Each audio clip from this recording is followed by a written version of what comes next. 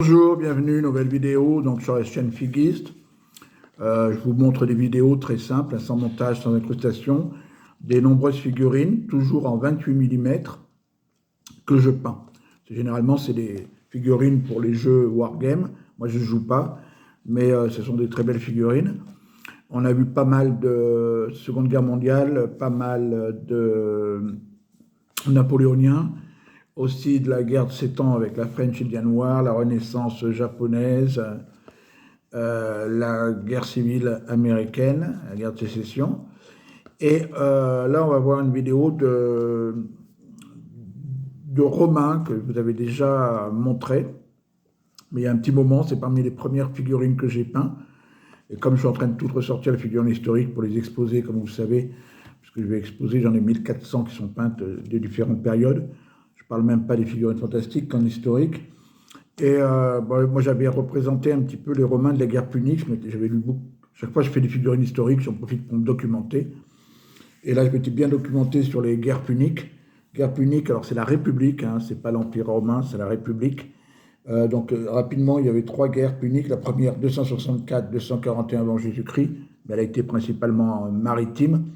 La seconde, qui nous intéressera plus, c'est celle 218 à 201 avant Jésus-Christ, avec notamment Hannibal et ses éléphants qui traversent les Alpes, Scipion l'Africain du côté romain, et toute une série de grandes victoires de Carthage sur Rome, mais finalement ils gagneront les batailles, mais ils perdront la guerre.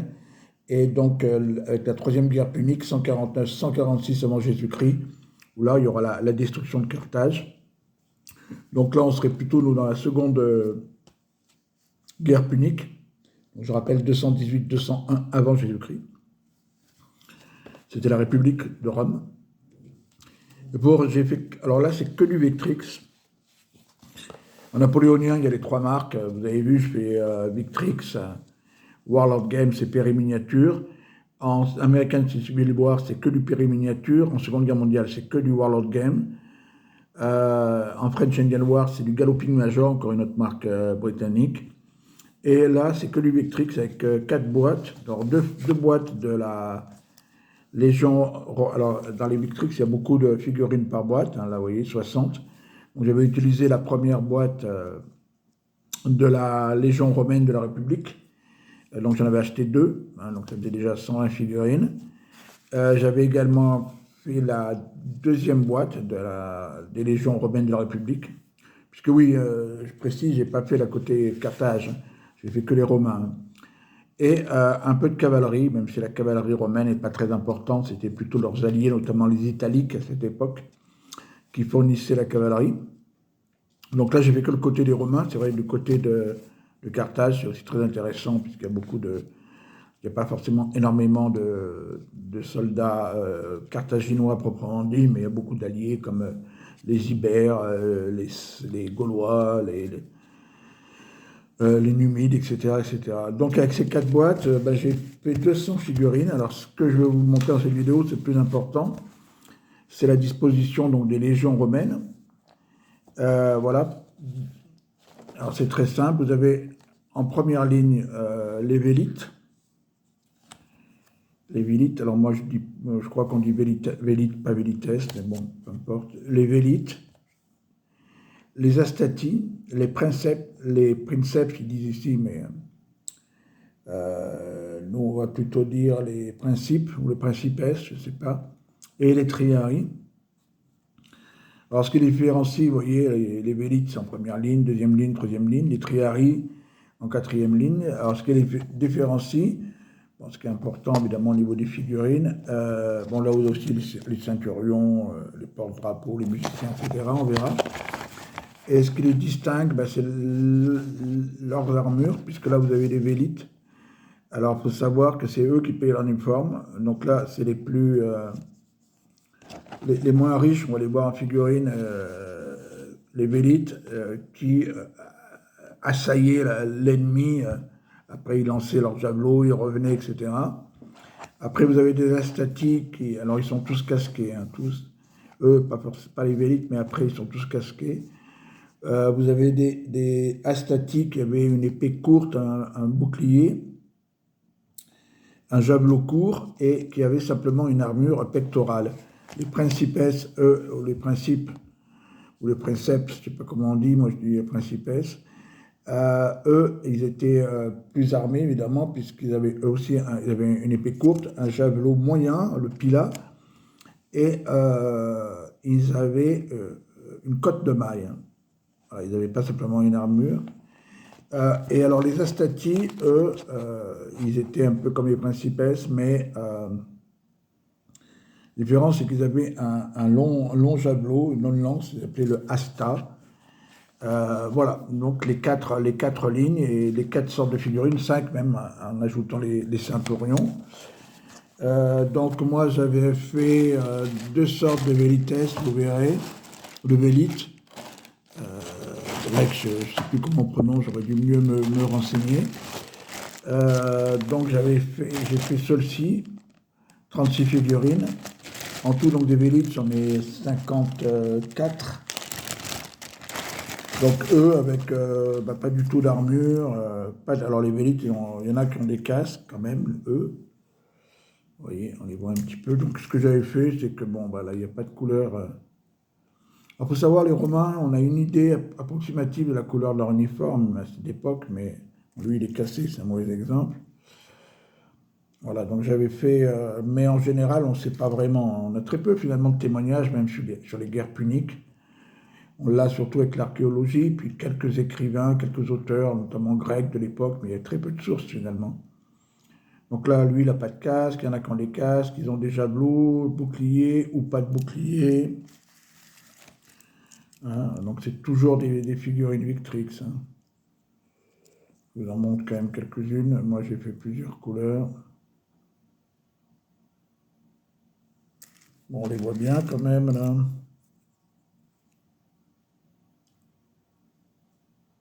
Voilà, donc les Romains, donc c'était les moins bien armés, hein, c'était les plus pauvres. D'autres sortes de vélites avec des peaux de loup. C'est des peaux de loup, hein, oui, c'est des peaux de loup. Là, ils sont assez jolis, ceux-là, vous voyez. Un peu plus armés quand même, un peu plus riches. Mais c'était aussi la première ligne, enfin des vélites qui harcelaient l'adversaire. Donc là, ils sont tous dans le même schéma de couleur. J'en ai fait ceux-là, il y en a un peu moins quand même, je crois. Il y en a 18. Donc là, j'en ai fait, voilà, ils sont tous, vous les voyez peut-être, voilà, l'ensemble, il y en a 18, mais je ne vais pas toutes les vous montrer, ils sont à peu près pareils. Hein. Donc tout ça, c'est des vélites 54, alors, il y en a, voilà, donc avec les peaux d'ours, comme ça, il n'y en a que des boucliers, il y en a qui sont, en général, ils n'ont pas vraiment de bouclier, eux. Ils ont souvent 2 lances. Je vais leur montrer, je vais les stabiliser un peu quand même.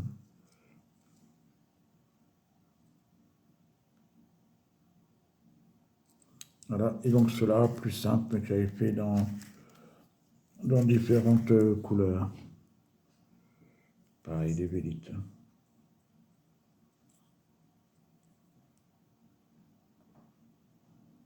Voilà, là, le zoom c'est bien fait, on les voit bien.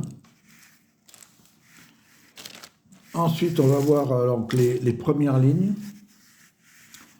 Les premières lignes qui sont les Astati. Astati, j'en avais fait 36.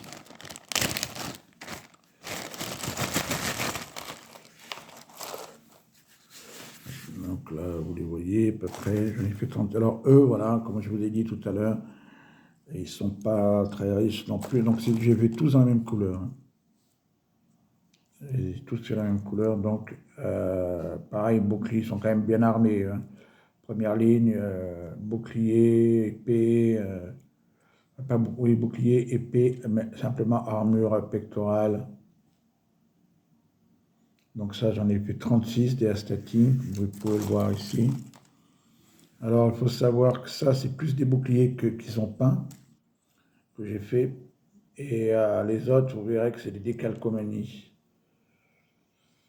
Il y a des peintures, mais c'est pas moi qui les peins, c'est comme on fait en général. Comme celui-ci, par exemple, il y en a un qui a des calcomanies. Voilà.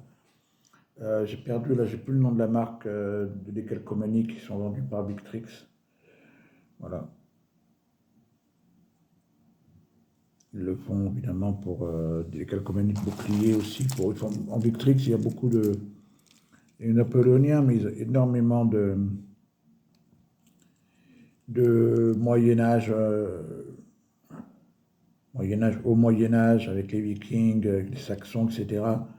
Notamment pour le jeu créé par un Français, Noodle, le jeu Pillage. Voilà. Donc si ça vous intéresse, le Moyen-Âge, les Vikings, etc., allez voir sur Victrix ou sur le site du jeu Pillage.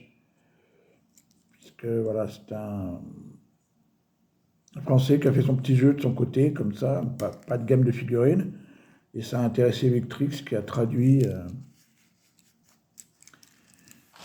son jeu en anglais et qui a créé des boîtes, des gammes de figurines. Voilà.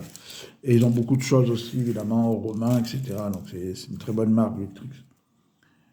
On parle plus de Périminiature ou de Warlord Games, mais franchement, Victrix, c'est bien et c'est un très bon rapport qualité-prix. Voilà, donc ça, c'est parmi les premières figurines que j'ai fait. Hein. C'est pareil, bon, la peinture, ça va. Mais ça peut être mieux. Ensuite, la deuxième ligne, les principes. Principes. Là, j'en avais fait quand même beaucoup. J'en ai fait 46. Voilà, donc là, il y a pas mal de boucliers avec des décalcos.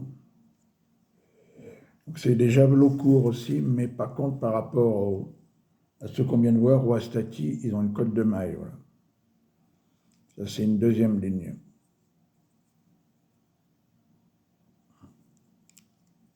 Donc c'était en rang serré quand même, mais les Romains, mais c'est pas comme les phalanges grecques, c'est-à-dire que eux, ils s'espaçaient un peu plus pour pouvoir aussi utiliser l'épée et faire l'escrime contre leurs adversaires. Donc voilà, les principes avec des boucliers où j'ai posé des décalcomanies. 48 là, à peu près le même schéma de couleur j'avais fait.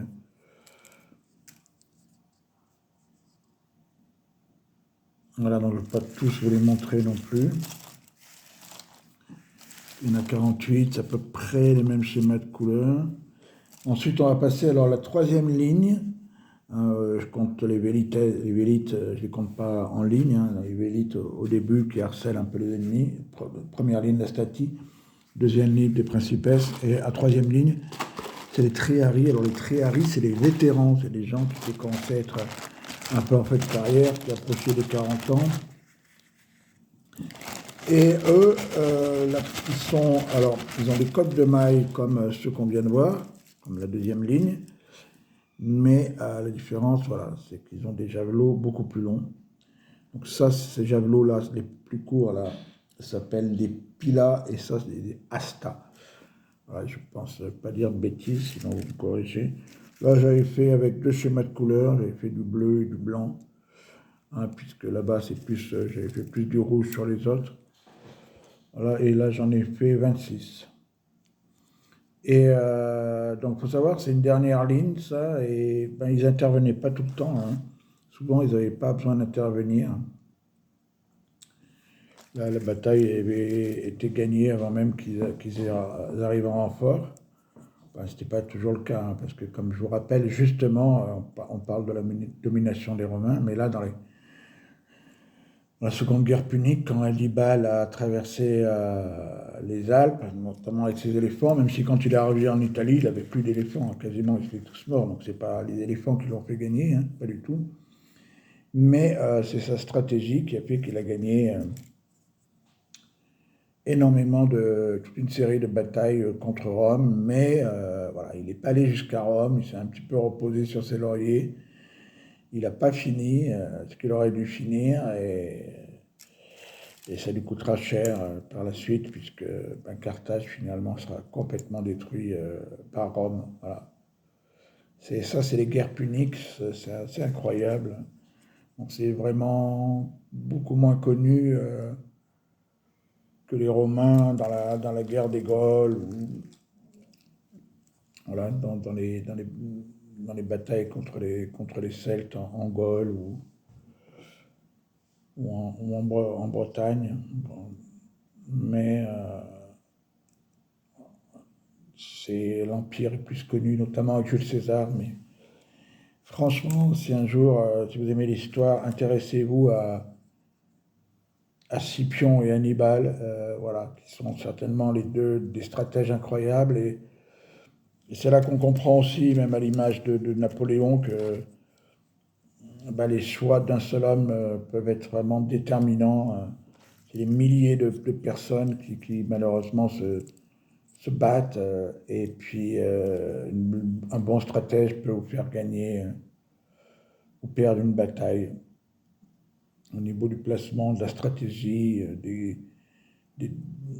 en tenant compte de la météo, du relief, etc. Et, voilà. Et bon, si vous vous intéressez un petit peu à ça, franchement, les guerres puniques, notamment la Seconde Guerre punique, Scipion, Hannibal, c'est très intéressant. Et pour finir, je vais essayer de ne pas trop mélanger quand même. Pour terminer, j'ai aussi des centurions, des chefs, des musiciens. C'est assez joli ça. Il y en a 17 en tout. Donc finalement, je ne sais pas combien ça faisait au total, mais à peu près 200 figurines de ces guerres puniques.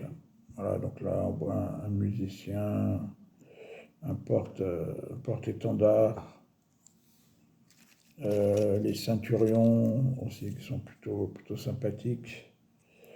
Voilà, moi j'aime bien ces figurines. Voilà, à peu près 200. Puis je vous dis, du coup, je me suis intéressé aux guerres puniques, j'ai lu pas mal de choses. Donc des livres que je présente dans des vidéos, si vous pouvez les retrouver. Voilà, bon, je vous remontre un petit peu comme ça, hein, parce que ça représente 200 Romains des secondes guerres puniques, exclusivement de la marque Victrix. Moi, si vous aimez peindre des figurines historiques ou pour le jeu, pour le plaisir, alors voilà, il faut voir Péri Miniature, il faut voir Warlord Games, et puis alors Victrix, il faut vraiment y aller voir leur site. Puis bon, ils sont vendus évidemment partout en France, se trouvent très facilement. Vous n'avez pas besoin de les commander en Angleterre. Et vous verrez qu'en romain, il y a beaucoup de choses. Moi, j'aimerais bien peut-être un jour reprendre et faire les adversaires des Romains, ces guerres puniques, c'est-à-dire les Carthage. Et puis beaucoup de haut Moyen-Âge dans leur gamme, le Moyen-Âge, de tout. Les Romains aussi tardifs. Voilà, bon, écoutez, si vous avez aimé, mettez un petit pouce, abonnez-vous, parce qu'il y a beaucoup de vidéos qui viennent là. Vous avez pu en voir pas mal, Napoléon et Seconde Guerre mondiale, que j'ai posté récemment. Là, les Romains, la prochaine, ça devrait être la Renaissance italienne, la Renaissance au Japon, le samouraï, pardon, et American Civil War du côté du sud des Confédérés, et donc ça. Et puis après, la vidéo globale des 1400 figurines historiques qui sont présentées. Voilà, merci d'avoir regardé cette vidéo, je vous dis à très bientôt. Merci, au revoir.